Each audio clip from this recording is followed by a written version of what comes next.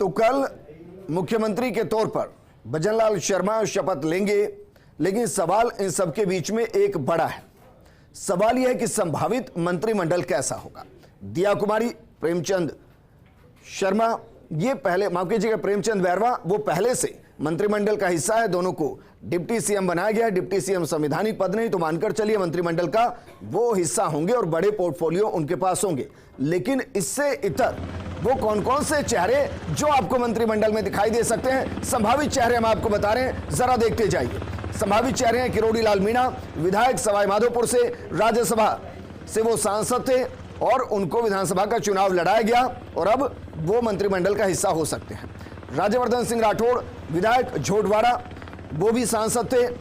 2014 में वो सांसद बने, उसके बाद कई मंत्रिमंडल उन्होंने संभाले। अब वो झोटवाड़ा से चुनाव लड़े और झोटवाड़ा से चुनाव लड़ने के बाद 50,000 के आसपास वोटों से जीते। शायद मंत्रिमंडल का हिस्सा वो भी हो सकते हैं। आगे बढ़ते हैं और अब आपको बताते हैं कि अगले संभावित चेहरे कौन से हैं। बाबा बालकनाथ तिजारा से चुनाव लड़ा, एक टफ सीट थी, वहां उन्होंने इमरान खान को मैदान में हराया और उनको लेकर कई तरीके के कयास सीएम कैंडिडेट को लेकर भी लग रहे थे। वो अब मंत्रिमंडल का संभावित चेहरा हो सकते हैं, ये हम आपको बता रहे हैं। अगले चेहरे की बात करते हैं। अगला चेहरा कौन सा, क्योंकि जिस तरीके से मंत्रिमंडल का गठन होना है और बीजेपी के पास कई दिग्गज नेता है जो इस दौड़ में है। प्रताप सिंह सिंघवी बीजेपी के वरिष्ठ नेताओं में से एक है, छपरा से चुनाव लड़ा, विधायक बने हैं और प्रताप सिंह सिंघवी चेहरा हो सकते हैं, संभावित चेहरा हो सकते हैं मंत्रिमंडल का। आगे बढ़ते हैं, अगला चेहरा आपको बताते हैं कि संभावित चेहरा और कौन सा हो सकता है, क्योंकि विधानसभा में मंत्रिमंडल महत्वपूर्ण है। गजेंद्र सिंह खिमसर विधायक हैं, लोहावट से चुनाव जीते हैं, वसुंधरा राज्य सरकार में बाकायदा वो मंत्री के तौर पर जिम्मेदारी संभाल चुके हैं। एक बार फिर से माना जा रहा है कि वरिष्ठता के आधार पर, अनुभव के आधार पर उनको मंत्री परिषद का हिस्सा बनाया जा सकता है, मंत्रिमंडल का हिस्सा बनाया जा सकता है। अगले नाम की बात करते हैं। अगला नाम जरा देखिए, पुष्पेंद्र सिंह राणावत, वो भी मंत्रिमंडल में मंत्री के दौड़ में है, संभावित चेहरे हैं, बाली से चुनाव जीते हैं। इससे पहले वो विधायक रह चुके हैं, कई बार विधायक रह चुके हैं और बाकायदा वसुंधरा राज्य सरकार में ऊर्जा मंत्री की जिम्मेदारी संभाल चुके हैं। एक बड़ा महकमा होता है, इस बार संभावित एक बार फिर से वो मंत्रिमंडल का हिस्सा। जगत सिंह नदबई से विधायक बने हैं, एक राजनीतिक बड़ी पृष्ठभूमि के साथ आते हैं, वहां से इससे पहले वो बाकायदा जिला परिषद का हिस्सा रहे और अब उनको विधानसभा में मैदान में उतारा गया और संभावित चेहरे के तौर पर, क्योंकि जो परिवार की लेगेसी है उसको आगे बढ़ाते हुए बीजेपी के साथ वो नजर आए हैं। डॉक्टर शैलेश सिंह डी कुम्हेर से विधायक हैं, इनके भी परिवार की एक लेगेसी है और बीजेपी के साथ लंबे वक्त तक वो जुड़े रहे हैं। दिगंबर स्वर्गीय दिगंबर सिंह के बेटे हैं। राजेंद्र राठौड़ के साथ परिवार जैसे संबंध हैं, एक युवा चेहरे हैं। ऐसे में हो सकता है कि उनको भी मंत्रिमंडल में शामिल किया जाए, क्योंकि ये तो मानकर चलिए कि जिस तरीके से बीजेपी काम कर रही है वो यंग जनरेशन को कमान देने की तैयारी कर रही है और ये एक तरीके से राजस्थान के साथ अन्य प्रदेशों में जनरेशन शिफ्ट हो रहा है।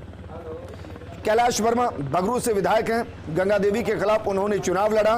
बीती बार जब वो चुनाव जीते थे, मसलन 2013 में जब वो यंगेस्ट विधायक के तौर पर विधानसभा के अंदर आए थे, 2018 में वो चुनाव हारे, इस बार फिर वो चुनाव जीते। नए चेहरे, युवा चेहरे के तौर पर हो सकता है उनको मंत्रिमंडल में संभावित जगह मिलती हुई नजर आए। अगले चेहरे की बात करते हैं। अगला चेहरा कौन सा है, क्योंकि जिस तरीके से इस बार का मंत्रिमंडल होना है उससे कई संदेश दिए जाने हैं। सिवाना से विधायक हैं, हमीर सिंह भायल विधायक हैं, वो इससे पहले विधायक रह चुके हैं और एक अनुभवी नेता है। अनुभव के साथ युवा जोश हो सकता है इस बार के मंत्रिमंडल में नजर आए और इसलिए हम आपको बता रहे हैं कि ये वो संभावित चेहरे हैं जो आपको मुख्यमंत्री भजनलाल शर्मा की ताकत बनते हुए नजर आए। अगले चेहरे की बात करते हैं कि राजस्थान में संभावित चेहरों में अगला नाम किसका हो सकता है, क्योंकि यही विधानसभा होगी और इसी विधानसभा के अंदर पूरा मंत्रिमंडल चलेगा। महंत प्रतापपुरी पोखरण से विधायक हैं, मंत्री शाले मोहम्मद को चुनाव हराकर जीते हैं। बीते चुनाव में 2018 के चुनाव में वो हार गए थे। महज 986-88 वोटों के आसपास के अंतर से वो हारे थे, बेहद कम अंतर था। इस बार इस अंतर को उन्होंने पूरा किया और उस पूरे इलाके के अंदर जिस मठ से वो जुड़े हैं उसका एक अच्छा खासा प्रभाव है।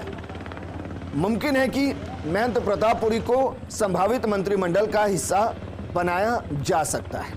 और संभावित चेहरे आपको बताते हैं कि और कौन कौन से वो चेहरे जो मंत्रिमंडल का हिस्सा हो सकते हैं। अजय सिंह किलक डेगाना से विधायक हैं, इससे पहले भी विधायक रह चुके हैं, मंत्री रह चुके हैं, अनुभव है उनको, तो ऐसे में मुमकिन है कि उनको एक बार फिर से जिम्मेदारी दी जा सके, क्योंकि अनुभव के साथ ही चलना पड़ेगा। 2024 सामने है। अगले 4 से 5 महीने में, 4-5 महीने भी नहीं, महज 3 महीने में एक ऐसी मंत्रिमंडल के गठन के साथ एक ऐसा काम करना होगा जिसकी छाप जनता के मस्तिष्क में हो और 2024 में उसका असर दिखाई दे लोकसभा चुनाव के दौरान। इसलिए हम जो आपको चेहरे दिखा रहे हैं उसमें अनुभव भी है और उसमें युवा जोश भी है। ओटाराम देवासी सिरोही से विधायक हैं, वसुंधरा राज्य सरकार में मंत्री रह चुके हैं।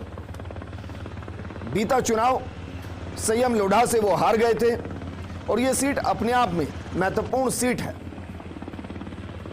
देवासी समाज से आते हैं, क्या वाकई में एक बार फिर से उनको मौका मिलेगा, ये एक बड़ा सवाल है। जसवंत सिंह यादव बहरोड से विधायक हैं, एक बार फिर चुनाव जीते हैं।